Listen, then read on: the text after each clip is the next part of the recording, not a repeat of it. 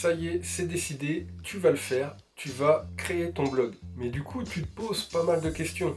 Est-ce que c'est vraiment une bonne idée? Est-ce que tu as assez le temps pour le développer? Et est-ce que tu vas réussir à tenir sur la durée? Parce qu'un blog, ça prend du temps à développer.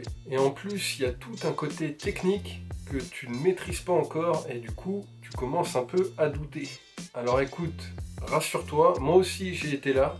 Et quand tu démarres un blog, c'est normal de se poser pas mal de questions. Peut-être même que tu commences à te poser des questions sur toi-même parce qu'il y a plein de choses à apprendre. Ce que je te propose dans cette vidéo, c'est de répondre aux questions qu'on m'a le plus posées à propos du lancement de blog. Donc si tu es intéressé, surtout reste bien jusqu'à la fin de la vidéo. En attendant, je t'invite à liker la vidéo, à t'abonner à la chaîne et à activer la cloche de notification pour rater aucune nouvelle vidéo. Et maintenant, on est parti. La première question à laquelle je vais répondre, c'est est-ce que tu dois choisir une plateforme auto-hébergée pour bloguer ou est-ce qu'il te faut un hébergement? Eh bien écoute, ça dépend de ce que tu veux faire. Si tu veux simplement lancer un blog pour t'amuser sur ton loisir, tu peux très bien prendre une plateforme auto-hébergée du style blogueur.com ou wordpress.com. Par contre, si ton objectif derrière c'est de créer un blog professionnel ou alors de créer un blog et ensuite de le monétiser, dans ce cas-là, il te faudra un hébergement. Pourquoi? Tout simplement pour l'image que tu vas renvoyer.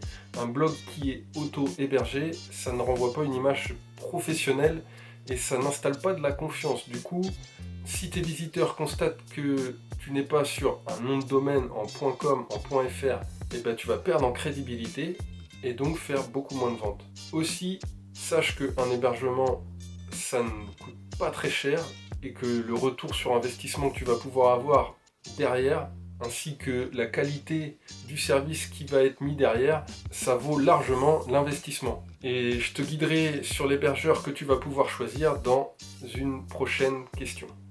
Je t'invite à cliquer sur le lien juste sous la vidéo pour télécharger ma checklist pour savoir comment lancer ton blog en toute simplicité. On continue. Sur quoi tu vas pouvoir bloguer? Donc sur quelle thématique tu vas pouvoir lancer ton blog?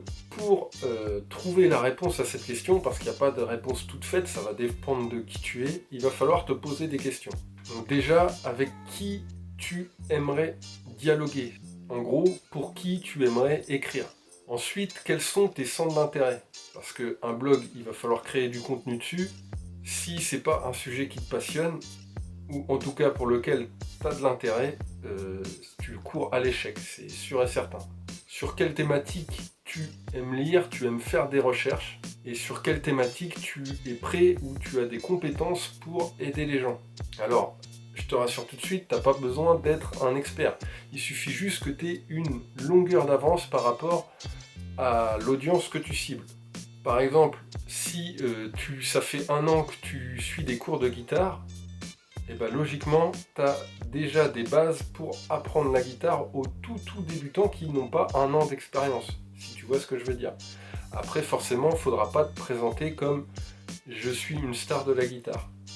Les erreurs à ne pas commettre, c'est de se lancer sur une thématique parce qu'elle est rentable ou parce que c'est un sujet qui, en ce moment, intéresse un peu tout le monde.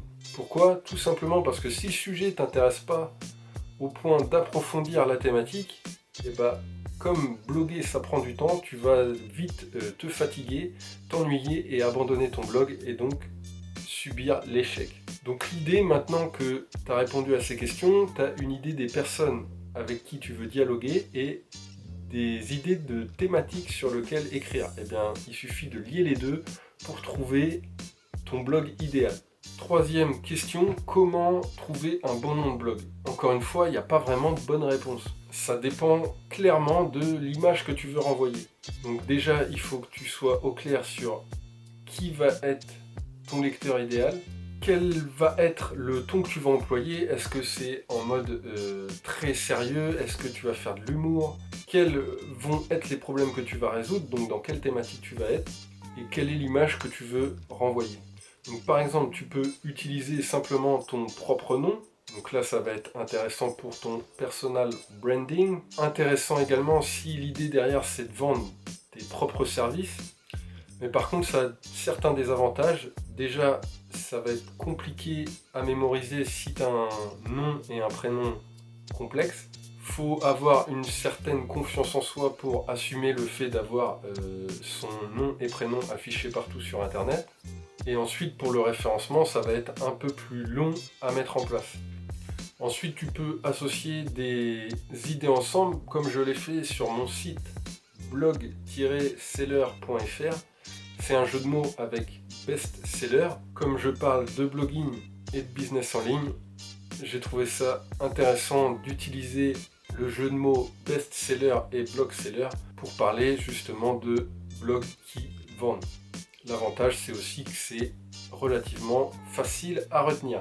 Quatrième question, quel hébergement tu dois choisir? Alors, beaucoup te disent OVH parce que c'est pas cher. Oui, c'est pas cher, mais il faut reconnaître que dès que tu commences à avoir un site qui prend de la taille, du trafic, ça commence à plus valoir du tout le coup.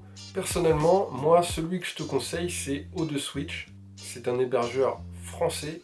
Il n'y a qu'une seule offre, donc tu vas pas te prendre la tête et ton nom de domaine est offert. Donc, si ça t'intéresse, tu regardes dans la description, je t'ai mis un lien vers O2Switch. Tu vas voir, c'est pareil, c'est pas cher, mais le service est 1000 fois mieux que chez OVH. Cinquième question, est-ce que tu as besoin d'un thème payant? Alors, je connais des gens qui ont commencé avec des thèmes gratuits, mais en général, ils se sont tous retournés vers un thème payant.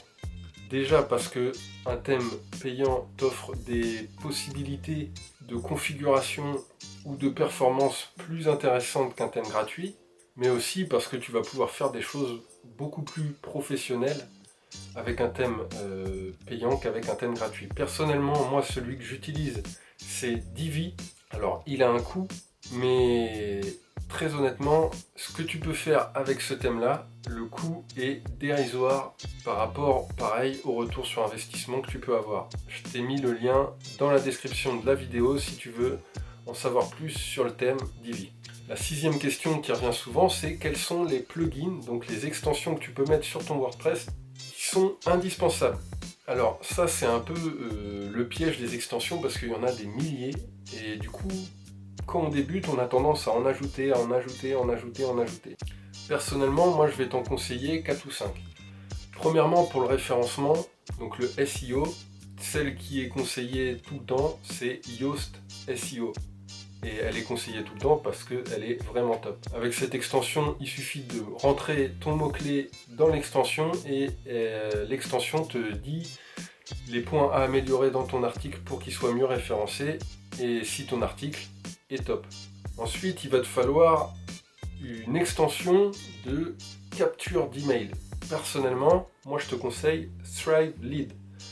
Donc en gros, ça crée des formulaires de capture que tu peux placer facilement à la fin de tes articles ou alors faire une pop-up ou plein d'autres types de formulaires. Tu peux également faire des tests AB sur ces formulaires. Bref, c'est un plugin vraiment top.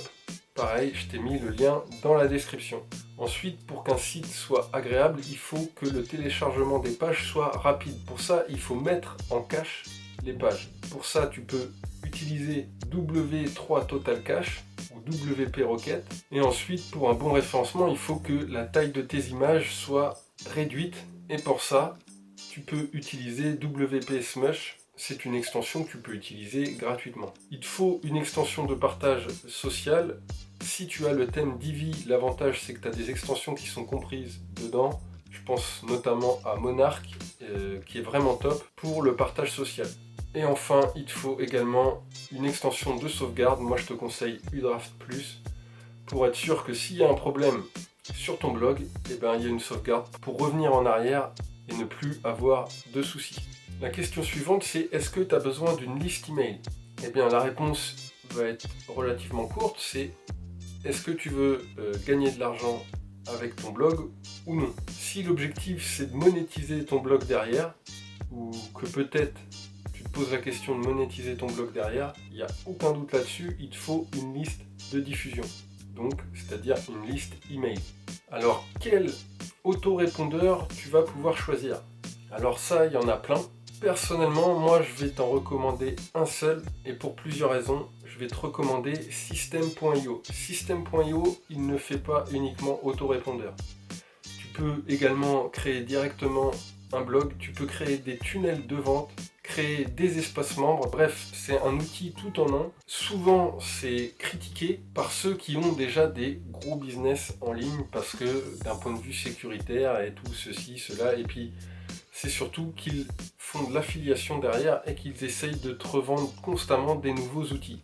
Je connais énormément de gens qui utilisent System.io pour leur business en ligne, comme autorépondeur, comme tunnel de vente, comme espace membre et comme blog. Je l'utilise également, sauf pour le blog, parce que je trouve ça encore toujours plus intéressant d'utiliser WordPress, que ce soit pour le référencement et d'un point de vue sécuritaire, mais c'est tout. Sinon, j'utilise à 100% System.io et je te le recommande à 200% parce que c'est un outil évolutif. Donc si tu veux tester System.io, c'est pareil, tu regardes dans la description et tu peux tester System.io pendant 14 jours totalement gratuitement et tu vas voir, c'est une tuerie. Si tu préfères utiliser 40 000 logiciels différents, libre à toi de faire tes recherches et de trouver des autorépondeurs qui souvent sont assez chers ou alors pas du tout intuitifs d'utilisation. C'est à toi de voir. La question suivante, c'est comment tu vas pouvoir développer ton audience et établir de la confiance. Alors personnellement, moi la première étape que j'ai utilisée, ça a été de faire des articles invités, notamment sur webmarketing-com.com. Mais certaines personnes préfèrent commencer directement via les réseaux sociaux. J'ai envie de dire, tout dépend de la thématique dans laquelle tu es.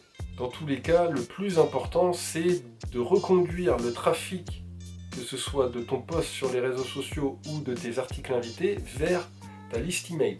Ça ne sert à rien de faire gonfler un compte sur un réseau social sans capter les emails. Parce que si tu crées un groupe Facebook avec 10 000 abonnés, mais que du jour au lendemain Facebook dit « Ouais, ce groupe-là, il respecte pas nos règles, on le ferme », et bah t'as tout perdu. Une liste email, elle t'appartient, tu ne la perdras jamais. Donc comment tu vas pouvoir installer de la confiance ?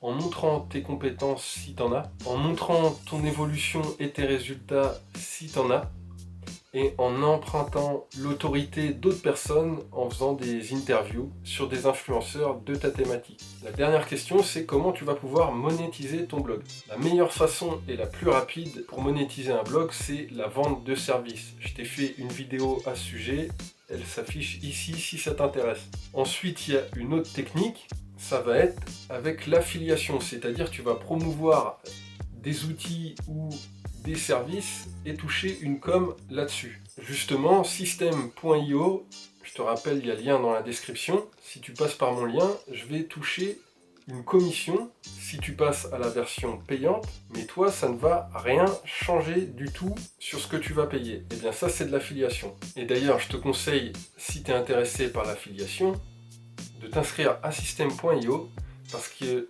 cet outil-là dispose d'une marketplace sur lequel tu peux proposer tes produits pour que les gens en fassent la promotion en échange d'une commission, ou tu peux faire la promotion des produits des autres en échange d'une commission.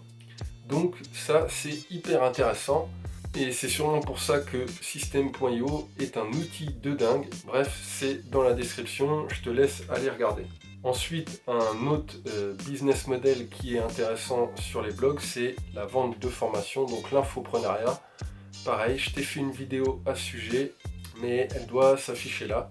Et encore une fois, System.io te permet de faire de la vente de formation très facilement grâce à des espaces membres sécurisés. Voilà, donc maintenant tu peux te lancer dans le blogging. Mais je te le rappelle, le blogging, c'est pas un sprint, c'est un marathon, ça prend du temps. Tu vas subir des succès, des échecs, des succès, des échecs. Mais c'est ceux qui vont tenir le choc, qui vont réussir à atteindre vraiment le succès en ligne. Une fois que tu vas avoir lancé ton blog, tu vas voir, ça va devenir de plus en plus intéressant quand tu vas commencer à avoir du trafic arriver, avoir des retours des visiteurs qui t'envoient des mails et avoir ta liste email grossir, après vendre ou voir tomber les commissions d'affiliation. Si tu es régulier et que tu fais du bon travail, tu vas voir dans 6 mois, tu me remercieras d'avoir fait cette vidéo. En attendant, je t'invite à liker la vidéo, à t'abonner à la chaîne, à activer la cloche de notification pour en rater aucune nouvelle. Je t'invite également à cliquer sur le premier lien sous la vidéo pour te lancer ton premier blog avec un impact maximal. Et sinon, eh bien, je te dis à très vite dans une prochaine vidéo. Allez, ciao!